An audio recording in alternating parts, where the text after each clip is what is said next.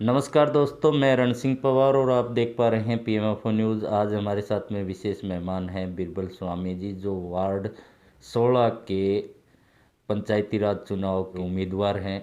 इनसे बातचीत करेंगे और चुनाव अभी देर पे देरी चल रही है। 1 साल हो चुके हैं चुनाव, पंचायती राज केस जो है हरियाणा सरकार नहीं करवा पाई है, लेकिन अब थोड़ा सा चुनावी गतिविधियां बढ़ चुकी हैं। कैंडिडेट्स जो है चुनाव गतिविधियों में भाग लेने लगे हैं और प्रचार प्रसार भी बहुत सारे उम्मीदवारों ने अपना जी जान लगाई हुई है। तो आज हम बातचीत करेंगे बिरबल स्वामी जी से और इनसे जो क्या तैयारी चल रही है चुनाव की, इस विषय पे चर्चा करेंगे। नमस्कार बिरबल जी। नमस्कार जी रण सिंह पवार जी। सबसे पहले तो आपका स्वागत है चैनल पे। मैं धन्यवाद करूंगा पीएमएफओ न्यूज़ का और आपके चैनल के मार्फत लोगों को जो अभी नए साल का माहौल चल रहा है उसकी बधाई दूंगा और मकर संक्रांति व लोहड़ी के त्यौहार की भी मैं बहुत बहुत शुभकामनाएं आपके चैनल के माध्यम से वार्डवासियों को देना चाहता हूं। तो परिचर्चा में बात करें स्वामी जी कि हमने जो चुनावी गतिविधियां पहले स्टार्ट की थी, उसके बाद में सरकार ने फिर ढील ढाल रवैया अपना लिया। इसके बाद में कुछ फेरबदल आपके वार्ड में भी हुआ है। पहले वार्ड 19 था, अब 16 हो गया है। कुछ गाँव में भी चेंजेस किए गए हैं, कुछ काट दिए गए हैं, कुछ जोड़ दिए गए हैं। तो आप इस विषय पे क्या कहना चाहेंगे और क्या आपकी चुनावी प्रक्रिया में इसमें कोई फ़र्क पड़ने वाला है? देखो रण सिंह जी, यह तो खिलाड़ी को तो खेल चाहिए, मैदान कोई मायने नहीं रखता कि कहाँ है।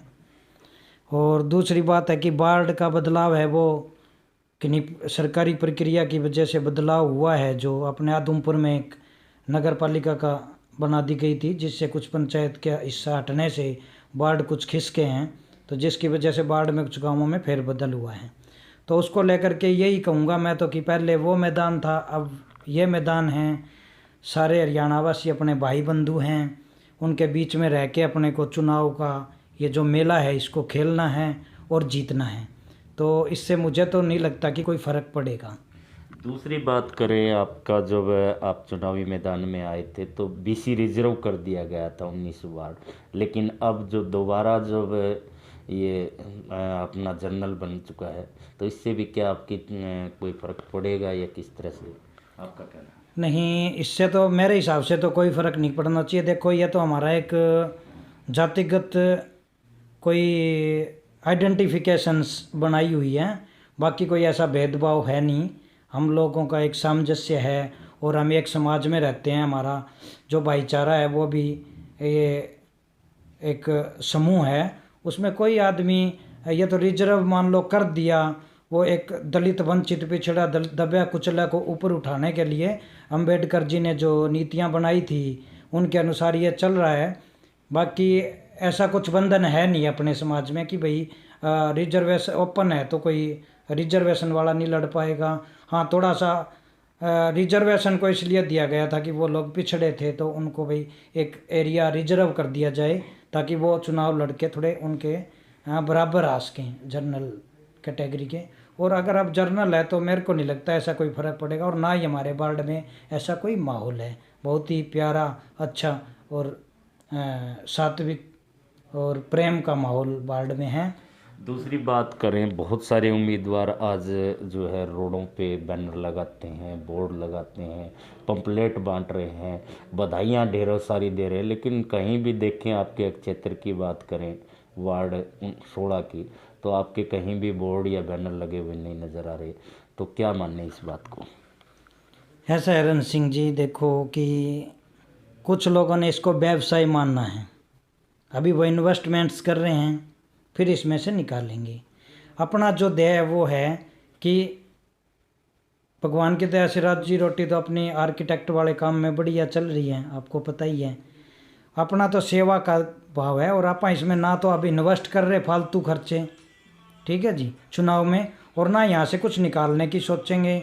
आप तो जो मेरे वार्ड में जिस गांव के हिस्से जो भी ग्रांट आएगी अधिक से अधिक लाने की कोशिश करूंगा, और जो ग्रांट लेकर के आऊँगा उस गांव, उस मोहल्ले, उस गली के लोगों की कमेटी बना करके यूं की यूं पूरी ग्रांट उनको सौंप दूंगा। उसमें से ना कोई कमीशन, ना कोई अपन जेब भरनी, ना खाना, ना इसको अपन व्यवसाय बनाना। बस मेरा तो यही कहता हूँ।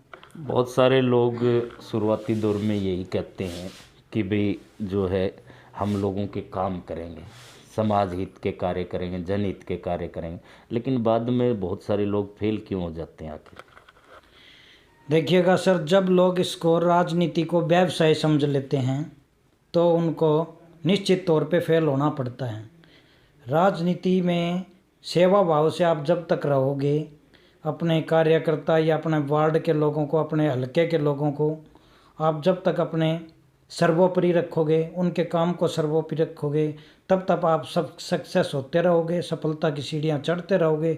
जिस दिन आप लोगों को नकारोगे, लोगों के हितों को नकारोगे, उसी दिन लोग आपको नकार देंगे और आप फेल हो जाएंगे। तो चुनावी दंगल में उतर रहे हैं तो कुछ जो टारगेट है हर कैंडिडेट पूरा लेके चलता है कि मैं इस कार्य को, अगर मेरे को मौका मिलता है, लोग बाग मुझे चुनते हैं तो हम करवाएं। तो अब आपको क्या नज़र आ रहा है कि क्या मुख्यतः आपके क्षेत्र में, वार्ड में होना चाहिए? देखिएगा सर, मेरा मुख्यतः तो सबसे पहले पारदर्शिता रहेगी कि जो भी मेरे वार्ड में ग्रांट आए, जो भी मेरे वार्ड में किसी विकास कार्य के लिए सरकार की अनुदान मिले, वो एक एक पाई उचित तौर पर खर्च हो। उसके बाद दूसरा मेरा महिला सशक्तिकरण का रहेगा। उसमें जो हमारी बहन बेटियां गवर्नमेंट जॉब्स की तैयारियां करती हैं, उनको शहर में जा कर के लाइब्रेरी में तैयारी करने में बड़ी दिक्कत आती है। मेरा ध्येय रहेगा कि मेरे वार्ड के हर गांव में एक लेटेस्ट एजुकेशन लाइब्रेरी हो, जिसमें फ्री वाईफाई और डिजिटल स्क्रीन, जिसके मार्फत मेरा ये कोशिश रहेगी कि अच्छी अच्छी एकेडमी की मैं उनको काउंसिल भी करवाऊं और उनको गाइडेंस भी दिलवाऊं। तो ये मेरा ध्येय रहेगा। तीसरा मेरा ध्येय रहेगा सर कि प्राकृतिक सौंदर्य जो है वो है तालाबों से और गांव की श्यामलाती जगह में लगे हुए पेड़ पौधों से। तो मेरा यह प्रयास रहेगा, देखो कुछ लोगों को तो ये बात नागवार जाएगी कि, लेकिन मेरा प्रयास रहेगा कि जो भी सार्वजनिक तालाब हैं उनका सौंदर्यीकरण किया जाए, उनको झील के रूप में बनाया जाए, और हमारी जो सार्वजनिक भूमि जिसे जंगलात की कह लो या आप जो भी है, उसमें पेड़ पौधे लगा करके और उसका सौंदर्यीकरण किया जाए और प्रकृति को भी शुद्ध किया जाए। मतलब आप ग्रामीण जो धरोहर है, तालाब है, जोड़ तालाब, कुएं, बावड़ी, उनको जो है सौंदर्यीकरण की तरफ लेकर के जाएंगे और ये आपका कार्य रहेगा मेन मुख्यतः। हाँ बिल्कुल सर। शिक्षा के साथ और लोगों को लाइब्रेरी उपलब्ध करवाना है। खेल क्षेत्र में क्या सोचते हैं आप?